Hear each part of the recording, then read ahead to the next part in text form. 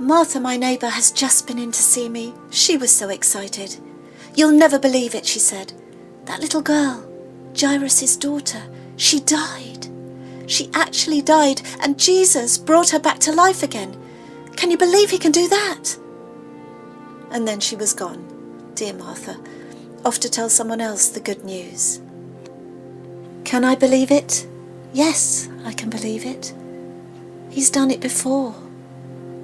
You see, I know a lot about Jesus. Stuck here inside these walls, shunned by everyone. This is what's kept me going, listening to the people talking outside on the streets.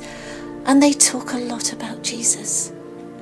Well, he's done such amazing things. He healed a leper, a demon-possessed man, a centurion servant who was close to death, and yes, in Nain, he brought back to life the only son of a poor widow. Jesus seems to care about everybody. Lepers, madmen, widows, even centurions. So when I saw him coming through our village, I just thought he might care about me. It's been so lonely living with this illness. 12 years I've been suffering. 12 years I've been bleeding.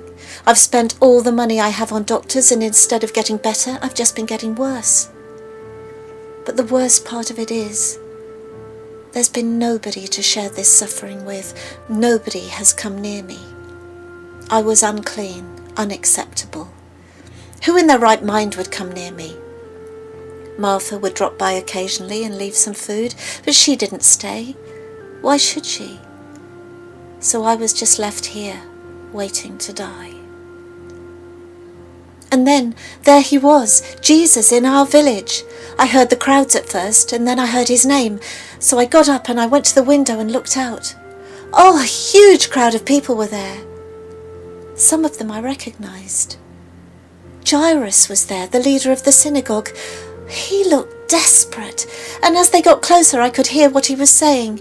He was saying, my daughter, please heal my daughter," over and over again. Oh, so that's where Jesus was going.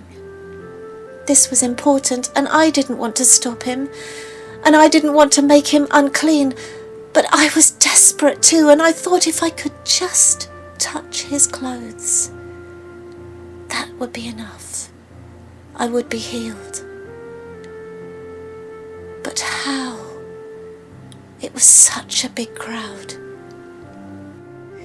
But I knew I'd have to try, so I stepped outside the house.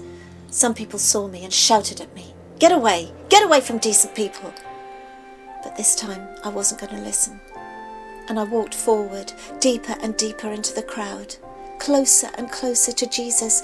But I couldn't get close enough. There were too many people around him, and I could feel my excitement turning into despair. Then I looked down, and there it was, the edge of his cloak trailing along the ground. I got on my knees and I reached up my arm as far as I could, and then I felt it. I felt the material brush past my fingers, and then, oh, the most amazing feeling. I can't describe it, but it just swept through my whole body, and I just knew that I was healed. I got up and I tried to make my way out of the crowd, but then Jesus stopped. Oh no, don't stop, just keep going, I thought. But he didn't move. "Who touched me?" he said. Well, one of his friends said, "Master, what do you mean? There's a crowd of people all round you." I breathed a sigh and tried to make my way out of the crowd again. But Jesus still didn't move. Someone touched me. I felt power go from me. Well, I knew I had to own up. So I went forward again and I got on my knees in front of him and I told him it was me. And I told him why I had been so desperate to touch his cloak. I told him about those 12 years of shame. Everybody was listening to me now.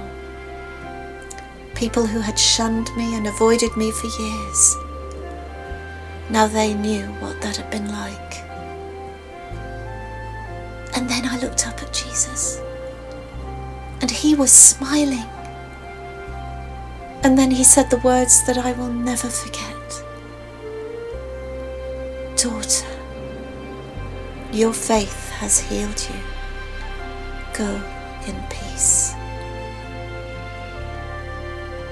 Daughter, go in peace. Later on that day, Jesus gave a little girl her life back. I think he knew he'd done the same for me.